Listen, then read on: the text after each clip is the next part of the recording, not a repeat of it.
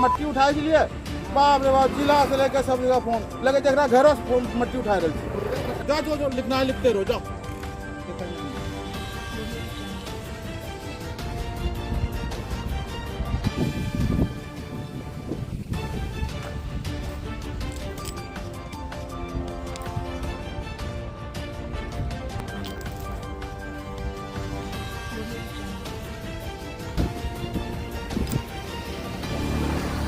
मुखिया जी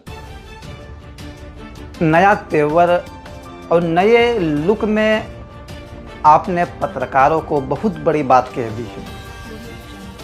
कितना बड़ा पत्रकार हो तुम सब। अगर मुखिया जी वाकईतन पंचायत सरकार भवन का निर्माण पूरी तरह नियमों के तहत हो रहा था, तो फिर पत्रकारों के सवालों से इतनी नाराजगी क्यों है आपको?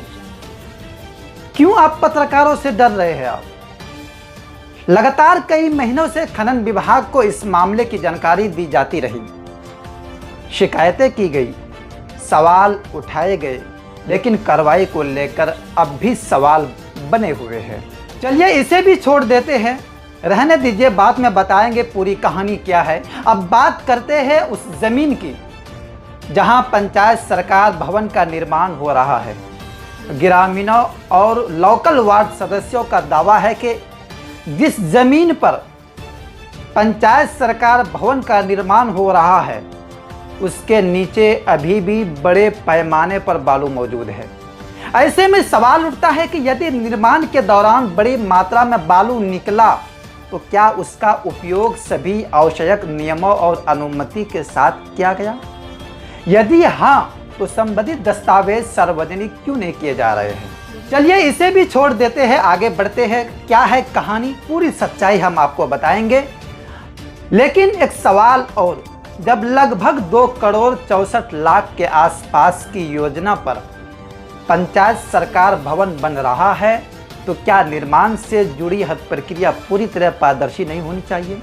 एक और सवाल मुखिया जी, ध्यान से सुनिएगा, उलझिएगा नहीं।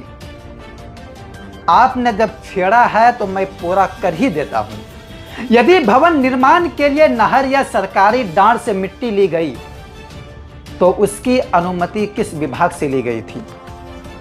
यदि अनुमति ली गई थी तो संबंधित आदेश और अभिलेख सार्वजनिक किए जाए। और अब बात उस सड़क की आती है, जो सड़क पंचायत समिति के फंड से 1 साल पहले बनाई गई थी। आरोप है कि पंचायत समिति के फंड से मां योगिनी स्थान जाने वाली मुख्य सड़क के एक हिस्से को तोड़कर मिट्टी निकालकर ट्रैक्टर पार कराया गया। ऐसा सड़क को तोड़ा गया जिससे आस्था रखने वालों में भारी आक्रोश देखने को मिल रही है। यदि ऐसा हुआ है तो इसकी स्वीकृति किस अधिकारी ने दी थी? क्या इसके लिए कोई सरकारी आदेश जारी हुआ था कि आप रोड को तोड़कर मिट्टी पार कराया जाए? इन सभी सवालों का जवाब जनता जानना चाहती है। और अब सबसे गंभीर आरोप मुखिया जी, ध्यान से सुनिएगा। बटसार पंचायत के मुखिया जी, पत्रकारों का कहना है कि जब इन मुद्दों को अखबारों में प्रकाशित किया गया तो उन्हें कथित रूप से बीच सड़क पर धमकी दी गई, उन्हें धक्का दिया गया। अगर निर्माण कार्य पूरी तरह नियमों के अनुसार हुआ था मुखिया जी, तो फिर जांच से डर कैसा? अगर सभी अनुमतियां मौजूद है तो उन्हें सार्वजनिक करने में परेशानी क्या है आपको?